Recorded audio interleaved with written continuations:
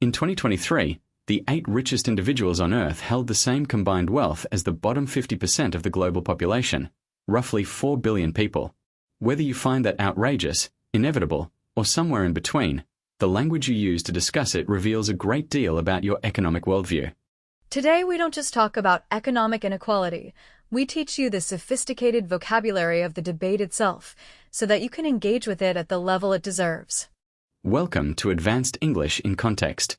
Economic inequality is one of the most hotly contested topics in public discourse, which means the language surrounding it is loaded, politically charged, and highly context-dependent. At C1 level, you need to be able to discuss economic data, social structures, and political philosophy fluently, and to do so without being co-opted by the framing of either extreme. Conversation 1. An economics podcast panel debate. Conversation 2. A university seminar discussion between students with different perspectives on redistribution policy. Conversation 1. I'm Marcus, a progressive economist. Sarah, you're Dr. Lowe, a free market economist. Dr. Lowe, the Gini coefficient in the United States has risen steadily since the 1980s. At what point does a liberal economist acknowledge that unchecked market mechanisms produce structurally inequitable outcomes? Marcus, I'd push back on the framing. Rising inequality in measured income doesn't straightforwardly map onto declining well-being. Real consumption inequality has risen far less than income inequality, partly because of transfers, tax credits, and the declining cost of consumer goods. That's the standard neoclassical deflection. Focus on consumption to sidestep wealth concentration. But wealth is power. The top 1% share of political influence, media ownership, and agenda-setting capacity has grown proportionally with their asset share. The conflation of economic and political power is your strongest point, and I'll grant you it's troubling.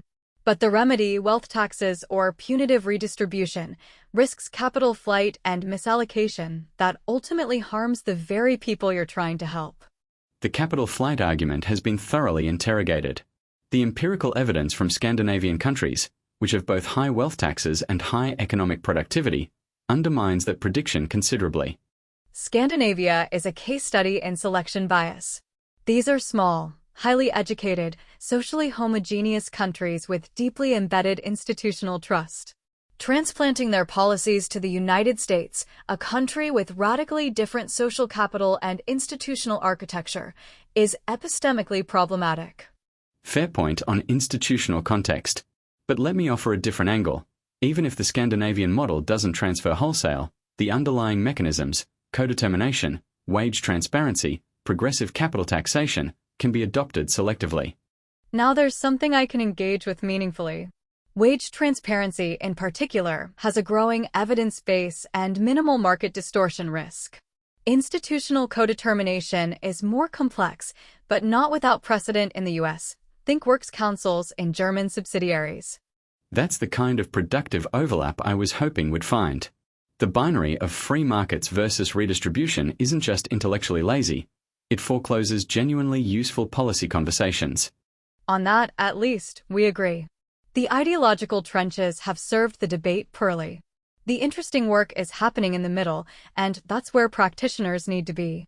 Let's break down the advanced vocabulary from this debate. Gini coefficient, a real economic measure, ranging from 0 to 1. A higher number means more inequality. The U.S. currently sits around 0.49, among the highest for developed nations. Capital flight. When wealthy individuals or corporations move assets abroad to avoid tax. The threat of capital flight is a frequent counterargument to wealth taxes, though its empirical validity is debated intensely among economists. Selection bias, one of the most powerful critical thinking tools in any debate. When you point out selection bias, you're saying, the examples you've chosen are not representative of the broader picture. Foreclosures. To foreclose means to prevent something from being possible. In mortgages, foreclosure means losing your home. In debate, it's a powerful verb. This framing forecloses the most interesting solutions. Use it. Conversation 2. A university seminar on social policy. 2 students, Aditi and Tom, debate universal basic income. Aditi, you've been making the case for UBI, but I keep coming back to the same question. How do you fund it without either ballooning the deficit or stripping money from existing programs that vulnerable people depend on? The funding question is legitimate, but it's often used as a conversation stopper rather than a genuine inquiry. The most credible models fund UBI through a combination of wealth taxation, dividend from natural resource extraction, and efficiency gains from consolidating existing bureaucratic welfare programs. That consolidation argument is empirically shaky. The evidence from actual pilot programs, Kenya, Finland, Stockton, suggests people use UBI for basic stability, but the administrative savings from welfare consolidation are consistently overestimated.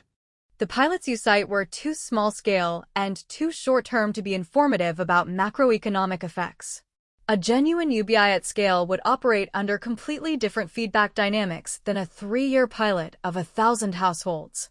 Which is precisely why the answer isn't to dismiss the pilots but to run larger ones, and to develop better macro-level modeling. The precautionary principle shouldn't be used to justify permanent inaction.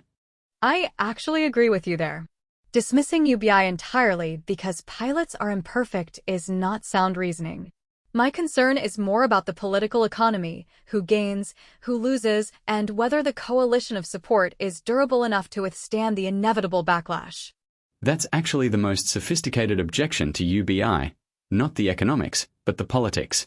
A policy that alienates both the left, by threatening existing social infrastructure, and the right, by appearing fiscally reckless, is hard to sustain through a democratic cycle.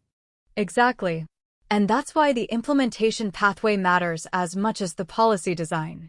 You can have the right answer to the wrong political question and get nowhere. From the seminar, Conversation Stopper. A question or objection used to shut down debate rather than advance it. Knowing this term allows you to name the tactic when it's used.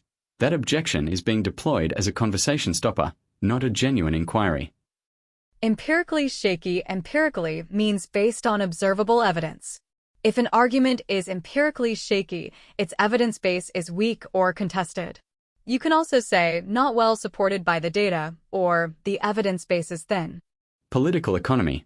This phrase once referred to the academic study of economics and politics together. Today, it's used to mean the political context in which economic decisions are made. The political economy of this reform is complicated. Implementation pathway. The how is as important as the what. A policy without a credible implementation pathway is just a wish. Using this phrase signals strategic thinking and practical sophistication. What's the implementation pathway for this proposal? Slow repeat. First phrase. The binary of free markets versus redistribution isn't just intellectually lazy. It forecloses genuinely useful policy conversations. Stress. Intellectually lazy. Forecloses genuinely useful policy conversations. Slow. The binary of free markets versus redistribution isn't just intellectually lazy. It forecloses genuinely useful policy conversations. Second, you can have the right answer to the wrong political question and get nowhere. This is an aphorism, a short, memorable statement of general truth. Aphorisms at C1 level demonstrate linguistic mastery. Full speed. You can have the right answer to the wrong political question and get nowhere. Now say it naturally. Try to match the rhythm and confidence of a native speaker. Final. The ideological trenches have served the debate poorly. Short, damning, and memorable. Stress.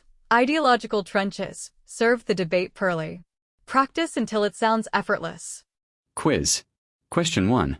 Tom accused Aditi of using the funding question as a conversation stopper. What did he mean? A. She was being dishonest. B. She was using the question to shut down debate rather than explore it. Or C. She refused to answer his question. Answer. B. A conversation stopper is a question or objection deployed to block further discussion rather than to genuinely engage with the topic. Naming this tactic can itself be a powerful debating move. Question 2. Marker said Dr. Lowe's use of Scandinavian examples showed selection bias. What is selection bias? A. A political preference for socialist systems. B. Drawing broad conclusions from non-representative examples. Or C. Using outdated data. Answer. B. Selection bias is the error of choosing examples that support your argument while ignoring the broader evidence. Calling it out is a sign of critical thinking sophistication. Final question. What does it mean when a policy forecloses a conversation? A. It concludes the conversation with a clear answer. B. It prevents certain ideas or solutions from being considered. Or C. It requires legal approval before discussion can proceed. Answer B. To foreclose something is to permanently close it off. When a framing or policy forecloses useful policy conversations, it makes certain solutions impossible to consider within that framework. Economic inequality isn't an abstract statistic. It's the lived experience of billions of people.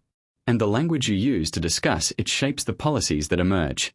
Today you've earned the vocabulary to engage with it honestly and sophisticatedly.